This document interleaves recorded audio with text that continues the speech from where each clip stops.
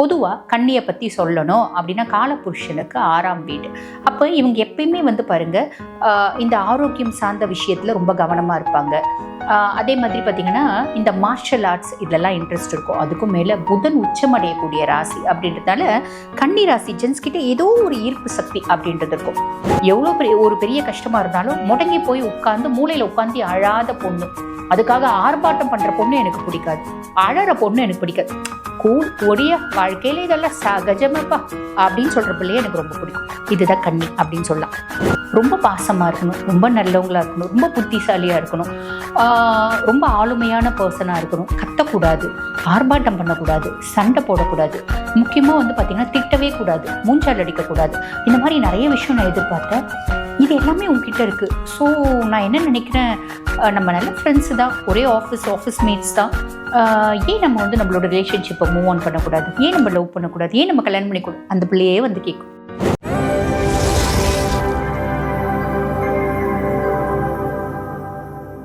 வணக்கம், நான் டாக்டர் தீபா அர்லாலன். இன்னைக்கு நம்ம என்ன டாபிக் பற்றி பார்க்க போகிறோம் அப்படின்னா, வரிசையை நான் பாருங்கள் ஒவ்வொரு ராசியினோட லவ் தான் டிஸ்கஸ் பண்ணிட்டு வரோம். அந்த வரிசையில் இன்னைக்கு உங்கள் ராசி, அதாவது கன்னி ராசி ஜென்ஸ், உங்களோட லவ் எப்படி இருக்கும் அப்படின்றது தான் பார்க்க போகிறோம். பொதுவாக கன்னியை பற்றி சொல்லணும் அப்படின்னா காலபுருஷனுக்கு 6ஆம் வீடு. அப்போ இவங்க எப்பயுமே பாருங்கள் இந்த ஆரோக்கியம் சார்ந்த விஷயத்தில் ரொம்ப கவனமாக இருப்பாங்க. அதே மாதிரி பார்த்திங்கன்னா இந்த மார்ஷல் ஆர்ட்ஸ் இதெல்லாம் இன்ட்ரெஸ்ட் இருக்கும். அதுக்கும் மேலே புதன் உச்சமடையக்கூடிய ராசி அப்படின்றதால கன்னி ராசி ஜென்ஸ் கிட்ட ஏதோ ஒரு ஈர்ப்பு சக்தி அப்படின்றது இருக்கும். கன்னிக்கு எப்பயுமே சேலஞ்சஸ் பிடிக்கும். சேலஞ்சஸ் இருக்கிறாங்க, அதாவது சேலஞ்சஸ் இருக்குது அப்படின்னா அவங்க பயங்கரமாக பார்த்திங்கன்னா ஒரு கோஹினூர் வைரம் மாதிரி மின்னுவாங்க அப்படின்றது உண்மை. அப்படிப்பட்ட கன்னி ராசி பாருங்கள் பார்க்குறதுக்கே ரொம்ப அட்ராக்டிவாக இருப்பாங்க ஜென்ஸு. அப்போ இவங்க யாரையாவது போய் வழியை அட்ராக்ட் பண்ணுமா, அதெல்லாம் தேவையே இல்லை. பொண்ணுங்க ஆட்டோமேட்டிக்காக இவங்கள பார்த்து அட்ராக்ட் ஆகும் அப்படின்னு சொல்லலாம். சரி, இவங்க எப்படிங்க இவங்க லவ் பண்ணுவாங்களாங்க? ஆமாங்க, கண்டிப்பாக லவ் பண்ணுவாங்க. சரிங்க, எப்படிங்க இவங்களோட லவ் இருக்கும்? இவங்களுக்கு எது பார்த்தா, ஒரு பொண்ணை பார்த்தா என்ன பார்த்து இவங்களுக்கு பிடிக்கும் அப்படின்னா ரொம்ப சிம்பிள். ஒரு கன்னிராசி ஜென் அப்படின்னு நீங்கள் கன்னிராசியான், உங்களுக்கு ஒரு பொண்ணை பிடிக்குது அப்படின்னா ஃபஸ்ட்டு எதை பார்த்து நீங்கள் அட்ராக்ட் ஆவீங்க? பொண்ணு ரொம்ப புத்திசாலியாக இருக்கணும், ரொம்ப புத்திசாலியாக இருக்கணும். எப்படி ரொம்ப புத்திசாலி அப்படின்னா, பொண்ணு பார்த்திங்கன்னா நிறைய இந்த நோபல் ப்ரைஸ்லாம் வாங்கியிருக்கணுமா? அப்படி இல்லைங்க. இப்போ நம்ம ரொம்ப சிம்பிள். இப்போ காலேஜில் பார்த்திங்கன்னா 2 பேர், ஒரு 4 பேர் சண்டை போட்டுகிட்டே இருக்காங்க அப்படின்னு வச்சுக்கோங்களேன். இந்த பிள்ளை இந்த பையன் ஒரு ஃபைனல் இயர் படிக்கிறான். இவங்க கிளாஸுக்கு அந்த பொண்ணோட அண்ணன் இந்த ஃபைனல் இயர் படிக்கிறான். பொண்ணு ஃபஸ்ட் இயர் சேர்ந்துருக்கு. அவங்க அண்ணன் ஃப்ரெண்ட்ஸ் எல்லாம் பயங்கரமாக சண்டை போட்டுட்டு இருக்காங்க. அந்த சண்டை ஒரு பெரிய லெவல் உச்சத்துக்கு போகுது. அப்போ இந்த பொண்ணு ரொம்ப சாதுரியமாக அந்த சண்டையை டீல் பண்ணுது அப்படின்னு வச்சுக்கோங்களேன். டீல் பண்ண வச்சு அங்கே இருக்கவங்களை சிரிக்க வைக்குது அப்படின்னாலே இந்த எனக்கு ரொம்ப பிடிச்சிடும். பொண்ணு ரொம்ப புத்திசாலியாக இருக்குது, பிடிக்கும். இந்த ஒரு எக்ஸாம்பிள். இன்னொரு எக்ஸாம்பிள் கூட வச்சுக்கலாம். இப்போ ஒரு ஃபங்க்ஷனுக்கு போகிறாங்க, இன்டர் காலேஜ் ஃபங்க்ஷனுக்கு போகிறாங்க. காலேஜை விடுங்க, இப்போ நம்ம ஆஃபீஸில் ஒர்க் பண்ணுறாங்க. ஆஃபீஸில் பார்த்திங்கன்னா அங்கே இருக்க சிஇஓ ரொம்ப ஸ்ட்ரிக்ட், பயங்கர ஸ்ட்ரிக்ட்.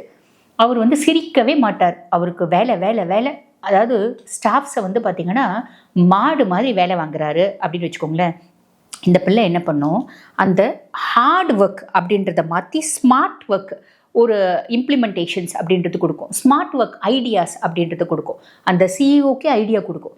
ஐடியா கொடுக்கறதுனால அங்கே இருக்க வேலைகள் பார்த்திங்கன்னா ரொம்ப சுலபமாக முடியும். அப்போ அந்த மாதிரி ரொம்ப ஸ்மார்ட்டாக இருக்க பிள்ளைங்களுக்கு அன்றைக்கி ரொம்ப பிடிக்கும் அப்படின்னு சொல்லலாம்.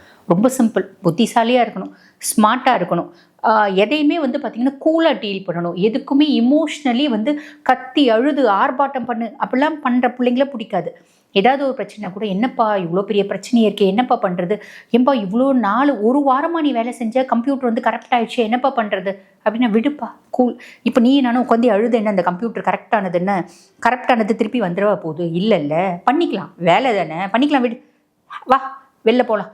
ஸ்ட்ரெஸ்ஸாக இருக்கா? எனக்கு ஸ்ட்ரெஸ் இல்லை, உனக்கு ஸ்ட்ரெஸ் இருக்கா, வா நம்ம போயிட்டு காஃபி குடிச்சிட்டு வரலாம், நம்ம ஷாப்பிங் போகலாமா, நம்ம ஃப்ரீ ஆகிடுவோம் அப்படின்னு ரொம்ப ஒரு கஷ்டமான சுச்சுவேஷனை கூட ரொம்ப கூலாக சில பிள்ளைங்க டீல் பண்ணும் பார்த்தீங்களா? அந்த மாதிரி டீல் பண்ணுற பிள்ளைங்களை கன்னிக்கு ரொம்ப பிடிக்கும். புரிஞ்சிருக்கும்னு நினைக்கிறேன். 3 எக்ஸாம்பிள் கொடுத்து ட்ரை பண்ண புரிய வைக்கிறதுக்கு. ஸோ அந்த மாதிரி பர்சனாலிட்டிஸ் பார்த்திங்கன்னா கன்னி ராசி அன்பர்களுக்கு ரொம்ப பிடிக்கும் அப்படின்னு சொல்லலாம். ஏன்னா எவ்வளோ ஒரு பெரிய சேலஞ்சஸையும் ரொம்ப அசால்ட்டாக டீல் பண்ணுற பொண்ணு, அந்த பொண்ணு எவ்வளோ ஒரு பெரிய கஷ்டத்தையும் ரொம்ப கூலாக ஹேண்டில் பண்ணுற பொண்ணு, எவ்வளோ ஒரு பெரிய கஷ்டமாக இருந்தாலும் முடங்கி போய் உட்காந்து மூளையில் உட்காந்து அழாத பொண்ணு, அதுக்காக ஆர்ப்பாட்டம் பண்ணுற பொண்ணு எனக்கு பிடிக்காது, அழற பொண்ணு எனக்கு பிடிக்காது. கூல் ஒடிய வாழ்க்கையில் இதெல்லாம் சகஜமாப்பா அப்படின்னு சொல்கிற பிள்ளைய எனக்கு ரொம்ப பிடிக்கும். இதுதான் கன்னி அப்படின்னு சொல்லலாம். அந்த மாதிரி ஒரு பிள்ளையை இவங்க பார்க்குறாங்க அப்படின்னா, this girl is for me, she is born for me அப்படின்ற ஒரு எண்ணம் வரும். இந்த பிள்ளை எனக்காக தான் இந்த பிள்ளை பிறந்திருக்கு. கடவுளாக பார்த்து இந்த பிள்ளையை நம்ம கண்ணில் காமிச்சிருக்கான். இந்த பிள்ளையை வந்து பார்த்திங்கன்னா நம்ம வந்து ஒரு லவராக வைக்கணும், லைஃப் பார்ட்னராக இந்த பிள்ளை தான் வேணும். நம்ம ரொம்ப நாளாக லாங்கிங் ஒரு தேவதைக்காக காத்துட்டு இருந்தோமே, அந்த தேவதை இவ தான் அப்படின்னு இவங்க மனசில் வந்து பார்த்திங்கன்னா ஒரு ஒரு ஃப்ரேம் பண்ணிப்பாங்க. ஃப்ரேம் பண்ணிக்கின பின்னாடி அந்த பிள்ளைகிட்ட போயிட்டு நேராக எனக்கு ஒன்று பிடிச்சிருக்கு, I love you I love you I love யூன்னு சொல்லுவாங்களா அப்படின்னு கேட்டால் அதெல்லாம் சொல்ல மாட்டாங்க. இவங்க என்ன பண்ணுவாங்க, அந்த பிள்ளையை வந்து ரொம்ப நேரம் அப்சர்வ் பண்ணுவாங்க. ரொம்ப நேரம்னா சில வாரங்கள் சில மாதங்கள் அப்சர்வ் பண்ணுவாங்க. அப்சர்வ் பண்ணிவிட்டு நான் வந்து முழுசும் வந்து பார்த்தீங்கன்னா முடிவு பண்ணிட்டேன், நீ தான் என்னோட லைஃப் பார்ட்னர். ஏன்னா நான் உன்னோட வாழ்க்கையில் உனக்கு பாய் ஃப்ரெண்டு இருந்தாங்களா, நீ ஸ்கூலில் லவ் பண்ணியா, காலேஜில் லவ் பண்ணியா, நீ எத்தனை பசங்க கூட சுற்றின, எத்தனை பசங்களை விட்டுட்டு அப்படி உன்னோட நதி மூலம் ரிஷி மூலம் எல்லாத்தையும் ஆராய்ஞ்சு நீ இப்போ யாரு கூடனா வந்து பார்த்தியானா ஃப்ரெண்ட்ஷிப்பில் இருக்கியா, சேட் பண்ணிகிட்ருக்கியா, எத்தனை ஃப்ரெண்ட்ஸ் எல்லாத்தையும் உன்னை பற்றி நான் கேதர் பண்ணிட்ட பின்னாடி நான் என்ன பண்ணுறேன், உன்னை லவ் பண்ண வைக்கணும் அப்படின்னு முடிவு பண்ணிட்டேன். அப்போ நான் என்ன பண்ணுவேன், ரொம்ப சிம்பிள். என்னோடய ஃப்ரெண்ட்ஸ் இருக்காங்க பார்த்தீங்களா, நாங்கள் எல்லோரும் ஒரே ஆஃபீஸில் தான் வேலை செய்கிறோம். அப்போ என் ஃப்ரெண்ட்ஸ் கிட்ட சொல்கிறேன், நம்ம சினிமாக்கு போகலாம், டேரெக்டாக அவள் பேர் கீர்த்தின்னு வச்சுக்கேன், கீர்த்தி வரணும் அப்படின்றது நான் சொல்ல மாட்டேன். நம்ம எல்லோரும் சினிமாக்கு பிளான் பண்ணலாமா, அந்த பேட்சும் கீர்த்தி பேட்சில் இன்னொருத்தி உஷான்னு இருக்கான்னு வச்சுக்கோ, உஷா பேட்சும் கூப்பிட்டுக்கோ, நம்ம ராமூர்த்தி பேட்ச்சு நம்ம பேட்ச்சு, உஷா பேட்சும் கூப்பிட்டுக்கோ, உஷா பேட்சில் தான் கீர்த்தி இருக்கான்னு வச்சுக்கோங்களேன், உஷா பேட்சும் கூப்பிட்டுக்கோ, எல்லாம் ஜாலியாக போகலாம் அப்படின்ற மாதிரி கீர்த்தியை நான் வர வைப்பேன். டேரெக்டாக கீர்த்தி வர வைக்கணும் அப்படின்னு நான் சொல்லவே மாட்டேன். நான் கீர்த்திக்காக தான் இந்த ப்ரோக்ராம் அரேஞ்ச் பண்ணியிருக்கேன்னு யாருக்குமே தெரியாது. அதுதான் கன்னி. நான் என்ன நினைக்கிறேன், என்ன சொல்கிறேன், என்ன செய்கிறேன், என்ன நான் வந்து பார்த்திங்கன்னா இன்டென்ஷனோட இந்த விஷயத்தை செய்கிறேன், யாராலையும் புரிஞ்சுக்க முடியாது. அந்த அளவுக்கு டாக்ட்ஃபுல்னஸ் நிறைஞ்ச பர்சனாலிட்டிஸ் கன்னி, டாக்டிக்ஸ் நிறைஞ்ச பர்சனாலிட்டிஸ் கன்னி. இந்த டாக்டிக்ஸ்லாம் எப்படிங்க, மற்றவங்களை காயப்படுத்துறதுக்கா, மற்றவங்களை வந்து மண்ணுக்குள்ளே போட்டு புதைக்கிறதுக்கா, மற்றவங்களை கெடுக்கிறதுக்கா, நாட் லைக் தட். என்ன நான் முன்னேற்றிக்கிறதுக்கு, என் வாழ்க்கையில் நான் ஜெயிக்கிறதுக்கு, என்ன நான் அப்லிஃப்ட் பண்ணிக்கிறதுக்கு அப்படின்ற மாதிரி தான். எந்த விதத்துலையும் நெகட்டிவ் கிடையாது. ரொம்ப டேக்ட்ஃபுல்னஸ், ஆல்வேஸ் அலர்ட், ஆல்வேஸ் பிளான்டு. பொதுவாக வந்து கண்ணிக்கு வந்து பாருங்கள், எப்பயுமே இந்த மாதிரி கீர்த்தியை வந்து கூப்பிட்டுட்டாங்க, அதாவது உஷா பேட்சை கூப்பிட்டாங்க, எல்லாரும் அங்கே போகிறாங்க. போன உடனே அந்த பொண்ணு இவங்ககிட்ட வந்து பேசணும். அதுக்கு நான் வந்து பொதுவாக எல்லா ராசியும் என்ன பண்ணுவாங்க, plan A plan B plan C இதுதானே வைப்பாங்க. ஆனால் கண்ணி அப்படி கிடையாது. Plan A plan B plan C plan D plan A plan F plan Z வரைக்கும் வைக்கும். ஆக மொத்தம் அந்த ஜெட்டுக்குள்ளே அந்த பிள்ளை வந்து அவங்ககிட்ட பேசிடும். அந்த மாதிரி யாருக்குமே தெரியாமல் அந்த பிள்ளையை சுற்றி ஒரு ட்ராப் அப்படின்றது வச்சுருக்கோம். உதாரணத்துக்கு இப்போ இவங்க ட்ரிப் போகிறாங்க, ட்ரிப் போயிட்டு ஒரு சினிமா தேட்டருக்கு போகிறாங்க. சினிமா தேட்டரில் வந்து பார்த்திங்கன்னா ஒரு 4 நாள் ட்ரிப், அதில் ஒரு நாள் சினிமா தேட்டருக்கு போகிறாங்க. சினிமா தேட்டருக்கு போகும்போது எல்லாரும் வந்து பார்த்திங்கன்னா பாப்கார்ன் வாங்குவாங்க, ஒரு கூல்ட்ரிங்க்ஸ் வாங்க, இல்லை ஒரு காஃபி வாங்குவாங்க. இது சகஜம் தானே.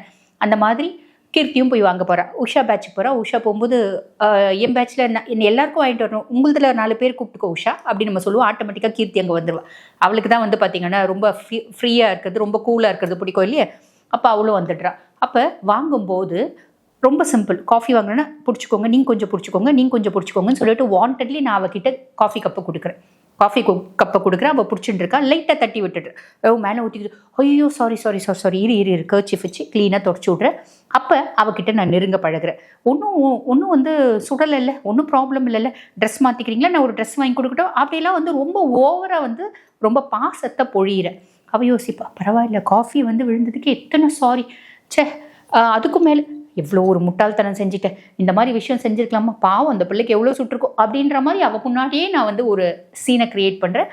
அப்போ அவள் யோசிப்பா, என்ன இவ்வளோ நல்லவனாக இருக்கான், பரவாயில்ல, வெரி குட், ரொம்ப நல்லவன் அப்படின்ற இம்ப்ரெஷனை ஆல்ரெடி நான் பல முறை பதிச்சிட்டேன். இந்த முறை கொஞ்சம் ஸ்ட்ராங்காக பதிக்கிறேன். இந்த மாதிரி நிறைய டாக்டிக்ஸ் நான் யூஸ் பண்ணுறேன். நிறைய டாக்டிக்ஸ் யூஸ் பண்ணி ஒரு ஸ்டேஜ் வந்து அவளே வந்து சொல்கிறா, நான் வந்து எனக்கு ஒரு பர்ஃபெக்டான லைஃப் பார்ட்னரை பார்த்துட்டு இருந்தேன். ரொம்ப கன்சர்ன்டாக இருக்கணும், ரொம்ப பாசமாக இருக்கணும், ரொம்ப நல்லவங்களாக இருக்கணும், ரொம்ப புத்திசாலியாக இருக்கணும், ரொம்ப ஆளுமையான பர்சனாக இருக்கணும், கத்தக்கூடாது, ஆர்ப்பாட்டம் பண்ணக்கூடாது, சண்டை போடக்கூடாது, முக்கியமாக வந்து பார்த்திங்கன்னா திட்டவே கூடாது, மூஞ்சால் அடிக்கக்கூடாது. இந்த மாதிரி நிறைய விஷயம் நான் எதிர்பார்த்தேன். இது எல்லாமே உங்ககிட்ட இருக்குது. ஸோ நான் என்ன நினைக்கிறேன், நம்ம நல்ல ஃப்ரெண்ட்ஸு தான், ஒரே ஆஃபீஸ் மேட்ஸ் தான், ஏன் நம்ம வந்து நம்மளோட ரிலேஷன்ஷிப்பை மூவ் ஆன் பண்ணக்கூடாது, ஏன் நம்ம லவ் பண்ணக்கூடாது, ஏன் நம்ம கல்யாணம் பண்ணிக்கூடாது, அந்த பிள்ளையே வந்து கேட்கும். இந்த மாதிரி காஃபி ஊற்றுறது முதல் கொண்டு பிள்ளை வந்து பாப்கார்ன் வாங்கிச்சுன்னா பாப்கார்ன் லைட்டாக தட்டி விட்டுட்டா ஐயோ கீழே விழுந்துருச்சா, சாரி அந்த பிள்ளை ஐயோ கீழே விழுந்துச்சு எடுத்தா நோ வேண்டாம் எடுக்காது, கீழெல்லாம் நிறைய ஜம்ஸ் இருக்கும், இந்த நீ இதை வச்சுக்கோ நான் புதுசாக வாங்கிட்டு வரேன் அப்படின்னு திருப்பி க்யூவில் நின்று பாப்கார்ன் வாங்கினது. இப்படி ஏகப்பட்ட வேலை வந்து பார்த்தீங்கன்னா கன்னி செய்யும். கன்னிக்குள்ளேயும் கொஞ்சம் கேப் மாதிரித்தனம் உண்டு. இந்த மிதுனம் கன்னி இவங்கெல்லாம் வந்து பாருங்கள், மிதுனம் வந்து அளப்பறையாக இருக்கும், கச்சு கச்சு கச்சு கச்சுன்னு பேசும், பயங்கரமாக பேசுறதுக்குனே பிறந்த ஒரு ராசி மிதுனம், கம்யூனிகேஷனுக்கே ஒரு ராசி மிதுனம். கன்னியும் வந்து புதன் உச்சமடையக்கூடிய அதாவது ஒரு ராசியாக இருந்தாலும் புதன் உச்சமடையக்கூடிய வீடாக இருந்தாலும் கச்ச கச்சன்னு பேசாது, இப்படி சாதுரியமாக பேசும், லைட்டாக பேசும். ஆனால் வந்து பார்த்தீங்கன்னா டு த பாயிண்ட் ப்ரெசைஸாக பேசி அப்படியே அழக்காக வந்து பார்த்தீங்கன்னா என்ன பிள்ளையை லவ் பண்ணுறோம் அந்த பிள்ளையை லவ்ட்டின்னு போயிடும் அப்படின்னு சொல்லலாம். கல்யாணம் பண்ணிப்பாங்க. கல்யாணம் பண்ணிக்கின பின்னாடி மாற்றம் ஒன்றே மாறாதது. நீ என்ன பண்ணும், நீ வந்து நல்லா அழகாக வந்து ஒரு ஸ்கர்ட் போடணும்னு நினைக்கிறியா, ஹாசினி ஸ்கர்ட் போடணும்னு நினைக்கிறியா, ஜீன் போடணும்னு நினைக்கிறியா, போடு, டீசெண்டாக போடு. வேலைக்கு போகணும்னு நினைக்கிறியா போ, சம்பாதிக்கணும்னு நினைக்கிறியா ஃபுல் ஃப்ரீடம் கொடுப்பாங்க. இதெல்லாம் வந்து கண்ணிக்கிட்ட ஒரு எக்ஸலண்ட் கேரக்டர், புரியுதுங்களா? இன்பில்ட்டாகவே ரொம்ப டீசெண்டான பர்சனாலிட்டிஸ் அப்படின்னு சொல்லலாம். கொஞ்சம் கேப் மாதிரித்தனம் உண்டு. புதன் அப்படின்னாலே நம்ம முன்னமே சொன்ன மாதிரி ரொம்ப கேப் மாதிரித்தனம் மிதுனம், இது கொஞ்சம் கம்மி, பட் இருந்தாலும் இதுக்கும் கேப் மாதிரித்தனம் உண்டு. அதை வந்து ரியாக்ட் பண்ண மாட்டாங்க பெரிய லெவலில். மிதுனம் ஓவராக ரியாக்ட் பண்ணும், அலப்பறை பண்ணும். இவங்க அலப்பறை பண்ண மாட்டாங்க, அமைதியாக சாதிப்பாங்க, அலப்பறை பண்ணி சாதிக்கும் அப்படின்னு சொல்லலாம். ஆக கன்னியை பற்றி சொல்லணும் அப்படின்னா இன்னும் நிறைய இருக்குது. அதுக்கும் மேலே இவங்க லவ் பண்ணுற பொண்ணே கல்யாணம் பண்ணிப்பாங்களா அப்படின்னா கன்னி பெரும்பாலும் வந்து பாருங்கள் மேஷம் விருச்சிகத்தை லவ் பண்ணால் அது கல்யாணம் பண்ணிக்கிறது இல்லை. ஏன்னா இந்த மேஷமும் விருச்சிகமும் செவ்வாயினோட ஆதிக்கம் பெற்ற பர்சனாலிட்டி. ஸோ அவங்களுக்கும் இவங்களுக்கும் பெரிய லெவலில் ஒத்து வர்றதில்லை. ஆனால் அவங்களையும் லவ் பண்ணி கல்யாணம் பண்ணிக்கினா எத்தனையோ கன்னி இருக்க தான் செய்கிறாங்க. இப்படி லவ் பண்ணுறவங்க பல டாக்டிக்ஸ் யூஸ் பண்ணி பல சிலந்தி வலையை பின்னி லவ் பண்ணுறவங்க, அன்லெஸ் அதர்வைஸ் அவங்க வந்து மேஷமாக விருச்சிகமாக இல்லை அப்படின்னா சாலிடாக கல்யாணம் நோக்கி போயிடுறாங்க. இப்போ இன்கேஸ் மேஷமோ விருச்சிகமோ இருக்குது, பிரேக்கப் ஆயிடுச்சு அப்படின்னா அதுலேருந்து மீண்டு வர்றதுக்கு ரொம்ப கஷ்டப்படுவாங்க. ஏன்னா அது மனதளவில் வந்து பார்த்திங்கன்னா ரொம்ப இன்டென்சிஃபைடு எஃபெக்டை கொடுக்கும், ஒரு நெகட்டிவிட்டியை கொடுக்கும். அதிலிருந்தும் மீண்டு வர முடியும். அவங்களோட சுய ஜாதகத்தில் இப்போ என்ன தசை நடக்குது, அவங்கள அந்த பிளானட்டை எப்படி சைக்கலாஜிக்கலி நம்ம ட்ரீட் பண்ணலாம், அதே மாதிரி இவங்களுக்கு ப்ராப்பராக ஒரு சைக்கலாஜிக்கல் கவுன்சிலிங், அதுக்கும் மேலே எத்தனையோ ஹோமியோபதிக் மெடிகேஷன்ஸ் இருக்குது. இந்த மாதிரி பிரச்சனைகள்லேருந்து மீண்டு வர முடியாமல் தவிக்கிறவங்களுக்கு ஒரு பெரிய கப்பல் மாதிரி வந்து ஹெல்ப் பண்ணுறதுக்கு எத்தனையோ மெடிகேஷன்ஸ் இருக்க தான் செய்யுது. இந்த மாதிரி பல விதத்தில் ஈஸியாக மீண்டு வந்துடலாம். நல்ல ஒரு சந்தோஷமான வாழ்க்கை அப்படின்றது வாழ முடியும். அந்த பொண்ணையை கல்யாணம் பண்ணிக்கினாங்க, லவ் பண்ணுற பொண்ணையை பெரும்பாலும் கல்யாணம் பண்ணிப்பாங்க, கல்யாணம் பண்ணிக்கினாங்க அப்படின்னு ரொம்ப ஹாப்பியாக வாழ்வாங்க. ஒரு சிலருக்கு அது வந்து பாருங்கள் திருமணம் தோல்வியில் முடியறது உண்டு. அது வந்து அவங்களோட ஜாதகமே அது ஒரு விஷயமா இருக்கலாம். குடும்பஸ்தானத்தில் யார் இருக்கான், கலத்திர ஸ்தானத்தில் யார் இருக்கான், யார் பார்க்குறான், இப்படி பல விஷயங்கள் இருக்க தான் செய்யுது. ஸோ நம்ம மெடிக்கலையும் சரி, ஆஸ்ட்ராலஜிக்கலையும் சரி, சைக்கலாஜிக்கலையும் சரி ஒரு காம்ப்ளிகேஷன் இருக்குது அப்படின்னா அதில் வெளியே வர முடியும். இந்த மாதிரி எத்தனையோ வந்து பார்த்திங்கன்னா சூக்ஷமான டெக்னிக்ஸ் இருக்க தான் செய்யுது. கண்ணியை பற்றி இன்னும் நிறைய இருக்குங்க சொல்கிறதுக்கு. இனி வரும் பதிவுகளில் டிஸ்கஸ் பண்ணலாம். தேங்க்யூ.